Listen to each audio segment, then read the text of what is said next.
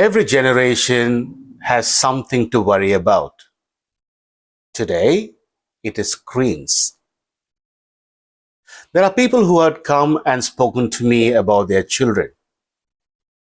They begin to complain by saying, "My child watches YouTube from the time he wakes up." Another says, "She keeps scrolling on reels." And the third says, "Most of the time, my child is silent and tries to avoid a normal conversation." Probably we might call this as my child is addicted to mobile phones and screens. But here we need to ask a different question. Are they actually addicted to the mobile phones, or the mobile phones and the screens are trying to solve certain needs of the child? In this episode, we will explore. Welcome to Growing Minds by Atmanam inside the therapy room.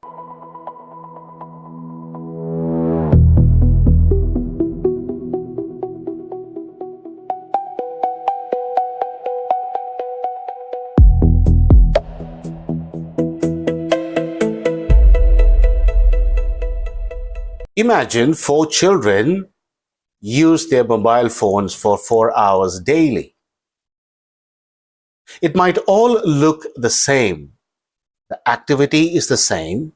They seclude themselves and they are glued to the screen. But the reasons could be different. One could feel awkward in school, but might feel powerful and in control when they are using the screens. The other might come home to an empty house where they feel lonely and they try to engage themselves to kill the loneliness. The third might feel struggles in achievement but feels successful when playing a video game.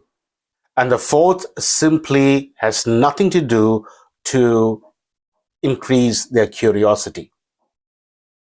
Here there are 4 children having the same activity but have 4 different needs. So we cannot brand them as mobile addictions or screen addictions, or in fact we need to ask a different question. A question, what are they searching for and what does the screen do to them? Here is something fascinating about the human mind. The mind is not attached to objects, but instead the mind is attracted towards an experience. So when we look at people, especially children, being in touch with screens, whether it's mobile phones or laptops, they are searching for an experience that they lack, such as achievement, such as companionship, such as being accepted, or simply they are so bored. So therefore, when we are talking about a behavior, we need to understand behaviors are not random. Behaviors serves a purpose, which addresses an internal need of the child. So sometimes the child believes that whenever it is lonely, it compensates that time through screens. And the brain automatically learns this process, and whenever the child senses the need, it automatically goes for the mobile phone or the laptop. Sometimes as parents and elders, we might say that they are addicted, they are lazy, and they have no self-control. But in fact, they are in search of an experience that excites them, a connection that they are searching for, which they lack and which they try to figure it out in and through the screen time. This brings us to another important psychological factor, the emotional need. Every child has an emotional need just as they have physical needs. A need to be loved, a need to be cared for, a need to be comforted, a need to be understood. And if these emotional needs are not met, then they move towards a substitute that would be mobile phones and laptops. Now we need to ask a question. Does removing the screen solve the emotional need? Definitely not. It is only through addressing the emotional need of a child we could help them to see that mobile phones and laptops are one of the pleasurable things and not the ultimate pleasurable thing in their lives. Let us figure out a day in our own families. Each individual is caught up with different activities. One is scrolling through social media, the other one is trying to respond to an office mail, and the third one is engrossed in YouTube. What is lacking here is connection and an opportunity to communicate what they want and what they feel. I don't want to blame the elders and the parents, but in fact, children are quick learners. According to Albert Bandura, a psychologist, mentions that children do something called observational learning. They tend to learn things by observing, and they do not exhibit that pattern until an opportune time comes.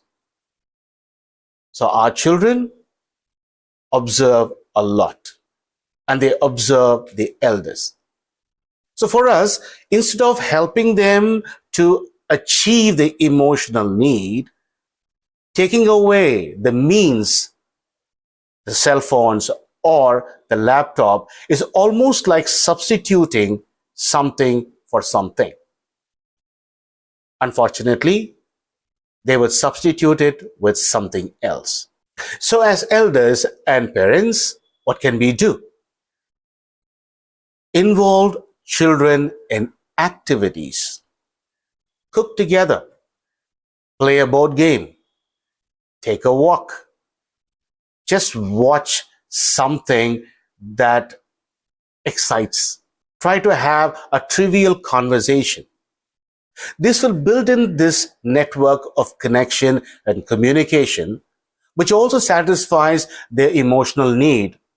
Therefore, mobile phones and laptops do not become the primary object that sort of fulfills their emotional need. So for this week's activity, I would suggest no electronic gadgets, but just pure communication for 20 minutes with your child. Observe them, have a good eye contact, ask how the day was, talk about what you feel, talk about trivia, and then see what happens the next day. Now we need to understand improvements do not take place overnight, but a consistent way of doing things helps children to figure out that mobile phones and laptops are not the only pleasurable things, but there are much more greater things that gives them the same emotional fulfillment. This is Growing Minds, where we go beyond behavior and see the mind behind it. Until next time, one insight, one takeaway, and one good conversation.